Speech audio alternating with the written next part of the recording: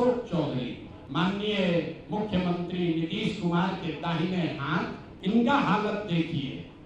ये तो आदमी पूरे बिहार में रिकॉर्ड बना दिया भ्रष्टाचार का। अब इनका देखिए बेनामी प्रॉपर्टी का हालत। ये दस्तावेज इतना है कि जैसा मुन्ना जी बता रहे हैं कि समेटते समेटते हम लोग फंस गए कि भाई कितना भेजोगे। हमने कह दिया भाई और जमीन का कागज मत भेजो। 2019 में अशोक चौधरी जी ने 34 लाख रुपया में योगेंद्र दत्त के नाम पर विक्रम में 1 एकड़ जमीन, करीब करीब 1 एकड़ जमीन, 0.7 एकड़, 23 कट्ठा जमीन इन्होंने खरीदा। इसका डीड है, ये डीड आपको जारी करेंगे, आप देख लीजिएगा। मैं आपके जरिए अशोक चौधरी जी जो अपने आप को महादेव का भक्त बताते हैं, हमको तो लक्ष्मी के ही भक्त ज्यादा दिखते हैं, महादेव के भक्त नहीं है, ये लक्ष्मी के भक्त हैं। अभी आपने जिन्हें सुना वो है प्रशांत किशोर, जन स्वराज पार्टी के संस्थापक। वैसे तो देखिए राहुल गांधी जो है हाइड्रोजन बम फोड़ने वाले थे। राहुल गांधी ने तो हाइड्रोजन बम नहीं फोड़ा, लेकिन बिहार के अंदर प्रशांत किशोर ने हाइड्रोजन बम फोड़ दिया है, भूचाल ला दिया है। और ये भूचाल हाइड्रोजन बम जो फूटा है वो फूटा है नीतीश कुमार के ऊपर, जेडीयू पार्टी के ऊपर। प्रशांत किशोर ने चुनावों से ठीक पहले नीतीश कुमार के राइट हैंड कहे जाने वाले, नीतीश कुमार के बगल में जो हमेशा खड़े नजर आते हैं, अशोक चौधरी पर गंभीर आरोप लगाए हैं। प्रशांत किशोर ने अशोक चौधरी पर 200 करोड़ रुपए के घोटाले का आरोप लगाया है। प्रशांत किशोर ने कहा है कि उनके पास प्रूफ है, उनके पास सबूत हैं। कुछ स्टेटमेंट वो लेकर आए थे और सीधे नीतीश कुमार से सवाल पूछा है और कह दिया है कि जो व्यक्ति हैं अशोक चौधरी, इन्होंने अपनी पत्नी, अपनी बेटी, सबके नाम पर संपत्ति खरीद रखी है। 200 करोड़ रुपए की संपत्ति का पूरा ब्यौरा प्रशांत किशोर लेकर आए हैं और पूरी जेडीयू पार्टी और नीतीश कुमार सबसे सवाल पूछ रहे हैं। प्रशांत किशोर पर जो जनता है बिहार की भरोसा तो करती है, और शायद ऐसा लग रहा है कि प्रशांत किशोर पर सिर्फ जनता भरोसा नहीं करती, बल्कि प्रशांत किशोर पर जेडीयू के नेता भी भरोसा करते हैं।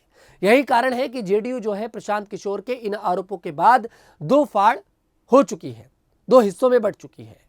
दरअसल नीतीश कुमार से सिर्फ प्रशांत किशोर सवाल नहीं पूछ रहे, बल्कि नीतीश कुमार से जेडीयू के ही प्रवक्ता नीरज कुमार भी सवाल पूछ रहे हैं और नीतीश कुमार से कह रहे हैं कि आपको जवाब तो देना पड़ेगा। अब आप सोचिए कि पार्टी का प्रवक्ता ही नीतीश कुमार से सवाल पूछ रहा है। पहले आप सुनिए कि नीरज कुमार ने क्या कुछ कहा। माननीय मुख्यमंत्री नीतीश कुमार जी राज्य के ऐसे मुख्यमंत्री हैं जिन पर विरोधी भी कोई आरोप नहीं लगा सकता है। कोई माई का लाल पैदा नहीं लिया है जो उनके व्यक्तिगत जीवन पर और शुचिता की राजनीति पर हमला हो। पहली बार हम अग्नि परीक्षा से गुजर रहे हैं, तो जिन पर आरोप लगा है, हम जीरो टॉलरेंस की सरकार है, उनको आकर के पूरे तथ्यों के साथ मीडिया को बताना चाहिए कि आरोप में सच्चाई क्या है। गेंद उनके पाले में है। हम अपनी पार्टी की ओर से अनुरोध करेंगे कि आरोप आप पर लगे हैं, आपको मीडिया के सामने तथ्यों को रखना चाहिए। ये भी आरोप है कि फर्जी तरीके से प्रोफेसर बनाया गया है, ये तो फिर अब किस सरकार पे आरोप लग जाएगी। ये एगो नया बात आप ले आए, इसकी जानकारी हमको नहीं है।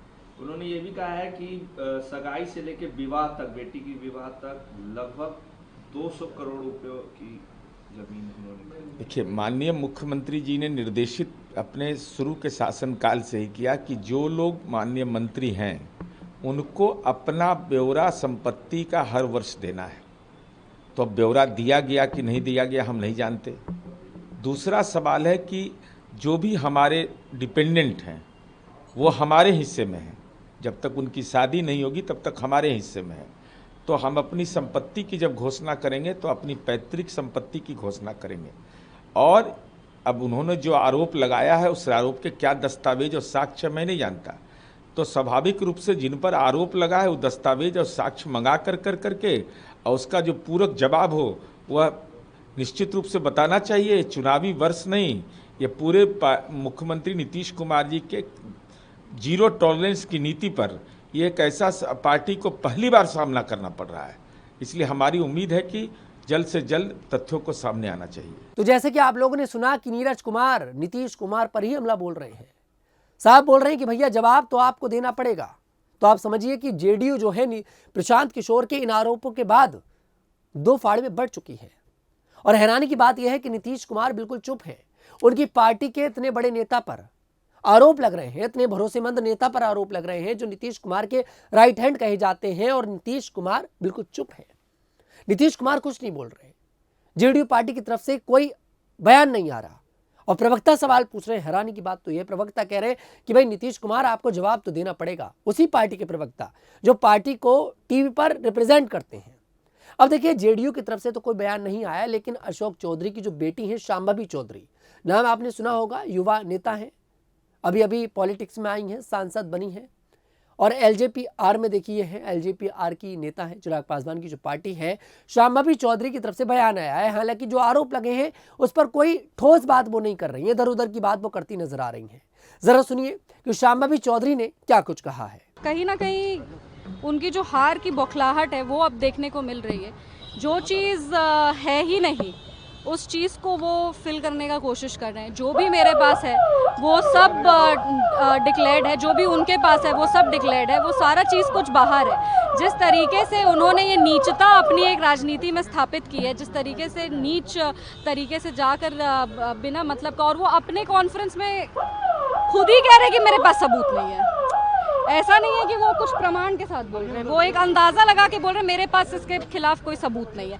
तो जब आपके पास सबूत होगा तब हम लोग बात करेंगे। जब आपके पास सबूत है ही नहीं और जब आप कुछ स्थापित कर ही नहीं पा रहे, बिना मतलब का आप एक फॉल्स प्रोपेगेंडा जो अपना स्प्रेड करे राजनीति में, एक अलग तरह का नीचता का आपका व्यवहार हो गया, ये बहुत ही ज़्यादा दुर्भाग्य की बात है। और जिस तरीके से उन्होंने हमारे स्वर्गीय ससुर जी आचार्य किशोर कुणाल जी के काम के कार्य को उन्होंने टारगेट किया है, ये निंदनीय है। क्योंकि प्रशांत किशोर जी मेरे, अगर हम क्या बोले, हम बोलना नहीं चाहते, लेकिन वो मेरे ससुर जी के पैर की धूल के कण के बराबर भी नहीं है। जितना काम जन सेवा और मानव सेवा का आचार्य किशोर कुणाल ने किया और जिस तरीके से वो पूरी ईमानदारी के साथ अपने जीवन को वो जिए हैं, अब वो इस दुनिया में नहीं है, तो उनके ट्रस्ट को इस तरीके से टारगेट करके उस पर लालछन लगाना, जो है सबूत सब दुनिया के सामने। हम लोग को इसमें कुछ एडिशनल नहीं कहना है। आप उनका भी अकाउंट चेक कर लीजिए, आप मेरा भी अकाउंट चेक कर लीजिए। तो जैसे कि आप लोगों ने सुना कि शांभवी चौधरी यहाँ पर थोड़ी सी गलत भाषा का इस्तेमाल कर रही हैं, प्रशांत किशोर के लिए उन्हें नीच कहती हुई नजर आ रही हैं।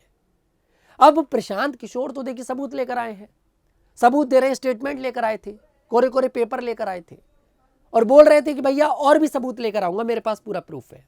कह रहे हैं जो पैसे का लेन देन हुआ है उसका भी प्रूफ है। बता रहे हैं कि शांभवी चौधरी की शादी के बाद तकरीबन 35 लाख रुपए का भी फेरबदल हुआ है, और 200 करोड़ रुपए का जो बड़ा घोटाला बता रहे हैं वो अशोक चौधरी की तरफ से किया गया है। हैरानी की बात यह है कि अब नीतीश कुमार क्या करेंगे, क्योंकि ये सब कुछ चुनावों से पहले हुआ है। चुनाव से ठीक पहले अगर उनकी पार्टी के नेता पर 200 करोड़ रुपए का आरोप लगता है तो दिक्कतें तो होंगी। और प्रशांत किशोर कोई छोटे मोटे व्यक्ति नहीं है। प्रशांत किशोर वो हैं जिन्होंने यहाँ पर नीतीश कुमार को चुनाव जितवाया था। प्रशांत किशोर वो हैं जिन्होंने नीतीश कुमार को मुख्यमंत्री बनाया था। अब आप सोच रहे होंगे कैसे, प्रशांत किशोर तो पहली बार चुनाव लड़ रहे हैं।